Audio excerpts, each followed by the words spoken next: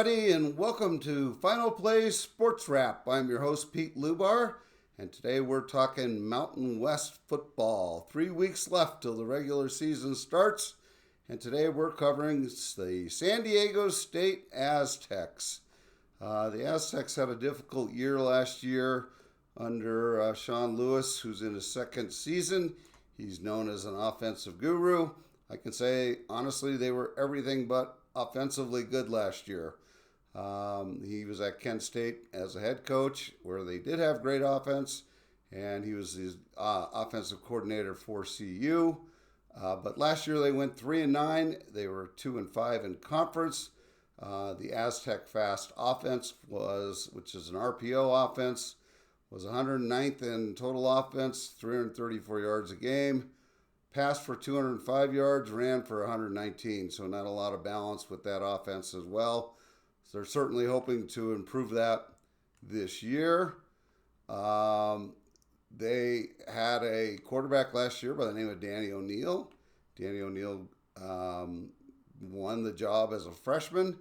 He then entered the transfer portal in December and is now on the Wisconsin team, and he wanted to be closer to family. So we've got 4 new quarterbacks in San Diego in the quarterback room. 2 transfers and a freshman and a walk-on. And then they got, they welcomed 4 new, and they also have Kyle Crum, the only returner.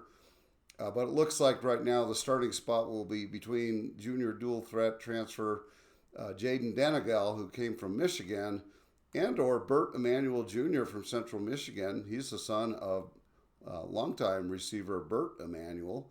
And Bert was a quarterback before he became a wide receiver in the NFL. So that we don't know who's going to be the quarterback quite yet. We've got new running backs too. Jalen Armstead, who was the best running back last year, got hurt during the season, was able to redshirt but transferred out as well.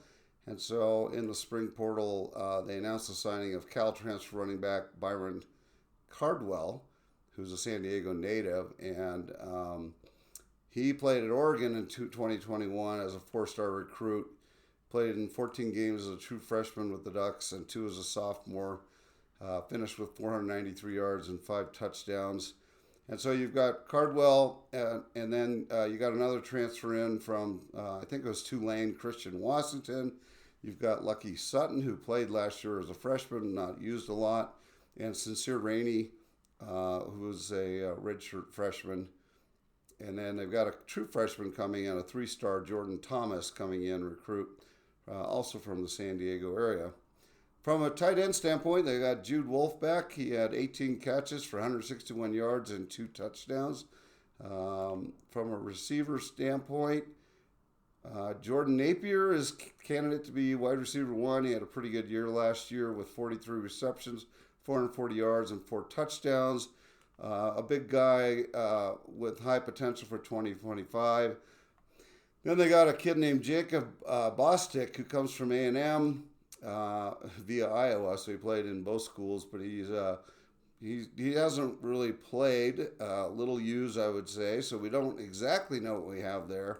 And then you have Jerry McClure, who's a redshirt sophomore, considered a lot of talent, but he didn't have any stats last year. So the receiver room's a little bit unproven, with the exception of Jordan Napier.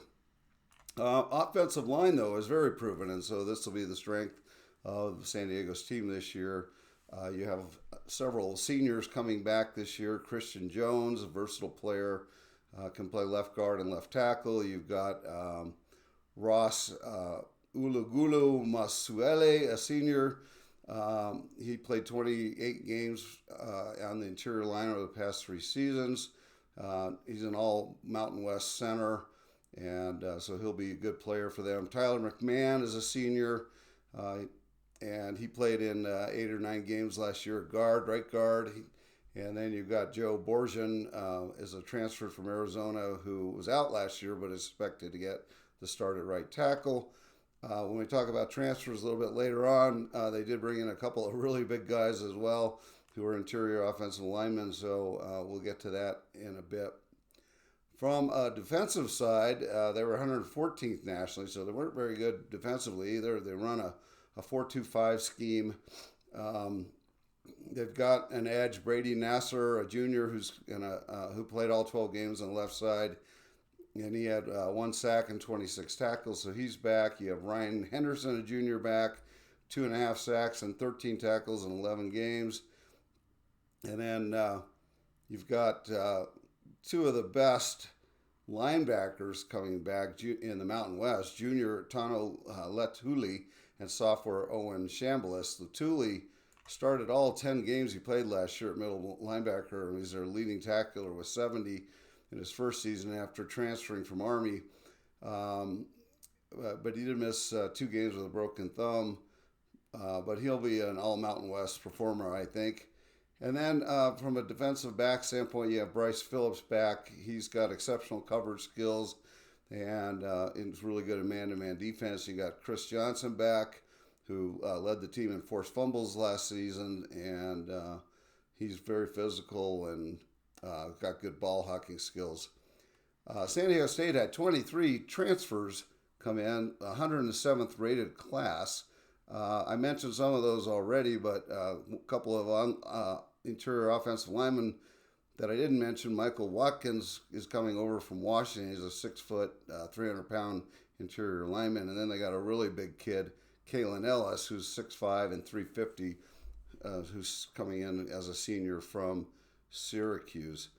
From the recruiting standpoint, they were, I think, 79th overall.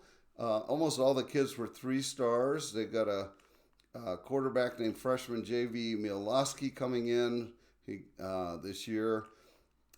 He had a big season last year with Millikan High School, 4,365 yards and 47 touchdowns and 14 interceptions his past 2 seasons. So also 399 yards rushing. So he's an interesting guy to watch.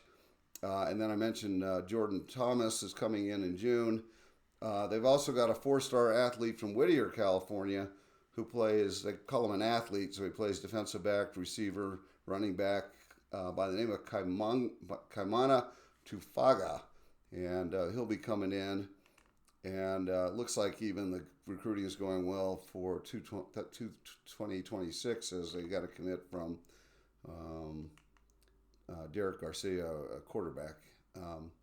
From a schedule standpoint, the schedule doesn't look too bad. They start with Stony Brook, a game they should win. They go to Washington State. They probably lose that game. They play against Cal at home, might lose that game. Then they got Northern Illinois, could lose that game. And then they play Colorado State. That will be an interesting game. They might lose that. Then they play Nevada, probably win. Go to Fresno State, probably lose. And then they got Wyoming, Hawaii, probably both, could be both wins. Then they end up with Boise and San Jose State, which would be very tough games. And then they go to New Mexico, who beat them last year. So you're probably looking at another tough year, to be honest. So you're starting a brand new quarterback. Your receivers are improving. The offensive line is good. You have a decent running back. Defense should be better.